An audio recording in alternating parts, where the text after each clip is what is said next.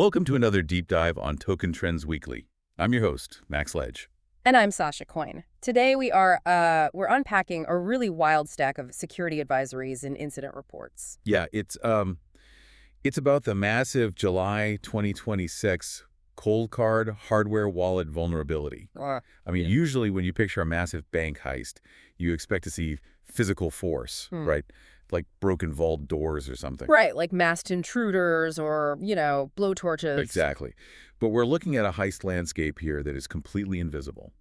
Attackers somehow silently drained nearly $90 million from entirely air-gapped wallets. Oh yeah, over 1,300 Bitcoin just gone. And they never even physically touched the user's devices. To understand how that happened, how offline wallets were hacked remotely, you really have to look at how they generate their ultimate secret.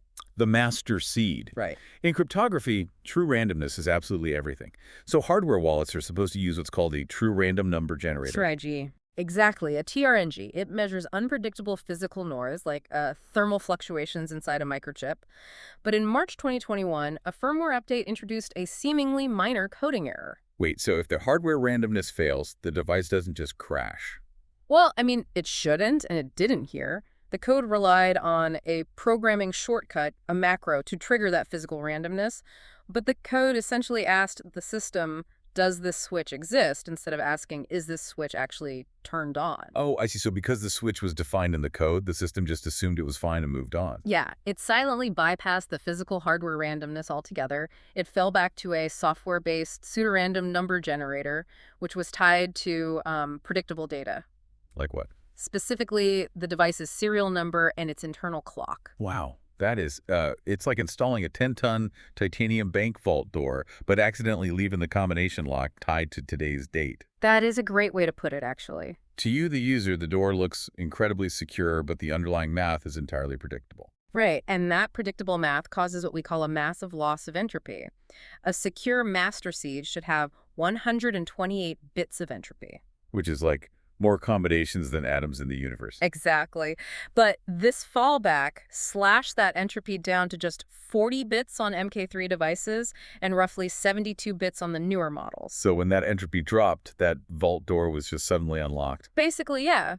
We went from, infinite possibilities down to about 1.1 trillion possibilities for those 40-bit wallets. Which sounds like a lot to a person, but for a modern server farm, a trillion combinations is what, a weekend project? Not even. The math shifted from being physically impossible to crack to just a highly lucrative brute force computing project. So the attackers didn't need your physical device at all? Not at all. They just used server farms to generate candidate recovery phrases offline. Then they derived the corresponding Bitcoin addresses and checked the public blockchain for balances. And once they hit a match, they just swept the funds. Yep, over 4,500 addresses were drained this way. But wait. This brings up a terrifying point about existing applications. Yeah. We always hear that open source firmware is safer because many eyes make all bugs shallow. Right, the open source mantra. But a human developer missed this typo for 5 years. Aren't we entering a dangerous new era, especially with AI now in the mix? We absolutely are, and our sources confirm how dangerous it is. A developer actually fed this repository into Anthropic's Claude code, and the AI flagged the exact vulnerability in just 8 minutes. 8 minutes to find a bug humans miss for half a decade. That is insane. And it wasn't just Claude. Offline AI models like Zipu GLM 5.2 also independently found the flaw. It proves AI has this unprecedented ability to discover and weaponize abstract bugs across complex code. So looking at future perspectives and risks, knowing AI can scan these repos in minutes, what does this mean for your own crypto self-custody? Like, what can you do right now? Well, the immediate reaction for most people is to patch the device, download firmware version 5.6.0. Right, just run the update. But that does not protect existing wallets. The update only fixes how new seeds are generated moving forward. Got it. So if you generated your seed on the affected firmware, patching doesn't retroactively fix the weak math. Exactly. The key itself is compromised. You literally have to migrate your funds to entirely new seeds. Unless you used a strong BIP39 passphrase, right? The 25th word. Yes, or if you manually generated your seed using at least 50 physical dice rolls. Ah, because those methods inject outside physical randomness from the real world that the bug couldn't degrade? Exactly. You bypass the bad code entirely. It's just wild. We've seen how a single line of bad code sitting invisible for 5 years degraded true physical randomness into a software puzzle and cost $90 million.